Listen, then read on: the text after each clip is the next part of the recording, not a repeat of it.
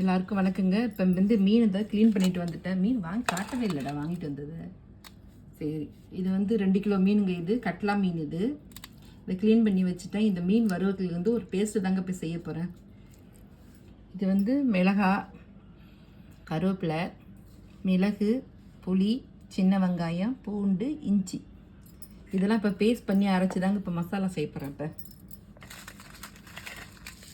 உங்களுக்கு எவ்வளோ காரம் வேணுமோ அதுக்கு தகுந்த மாதிரி போட்டுங்க. நான் வந்து 20 மிளகாய் போட்டிருக்கேன். இதில் எங்களுக்கு காரமாக வேணும்னு எனக்கு கொஞ்சம் கருவேப்பிலை,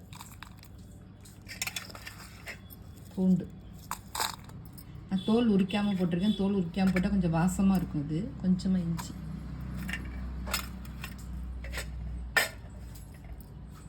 கொஞ்சம் சின்ன வெங்காயம், கொஞ்சமாக புளி,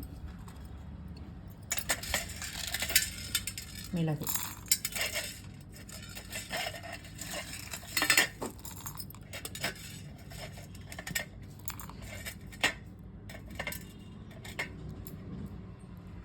இதுலேயே உப்பு போட்டு அரைச்சிக்கலாம். கொஞ்சம் உப்பு எடுப்பப்பா. கொஞ்சமாக உப்பு, கல் உப்பு போட்டிருக்கேன் இதில். இதை இப்போ அரைச்சி இப்போ பேஸ்ட் பண்ணி எடுத்துகிட்டு வந்துடுறேன்.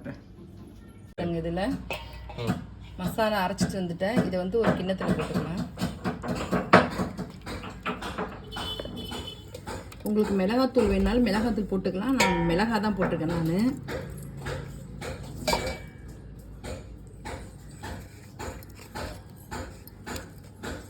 இது மீன் வறுவல் பேஸ்ட்டு. இதில் வந்து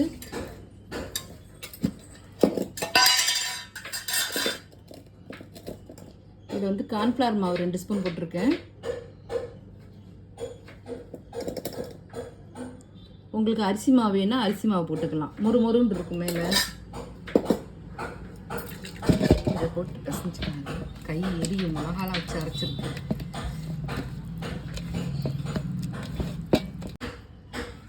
கட்லா மீனுங்க. இது உங்களுக்கு எந்த மீன் வேணாலும் போட்டுக்கலாம்.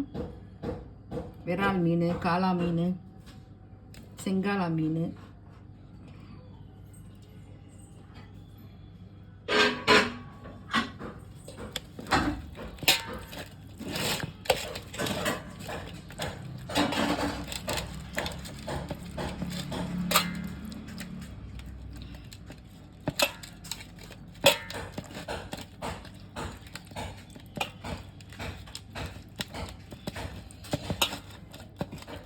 இது 1 கிலோ மீன் 200 ரூபாங்க. இது எங்கள் ஊர்லலாம் 200 ரூபா.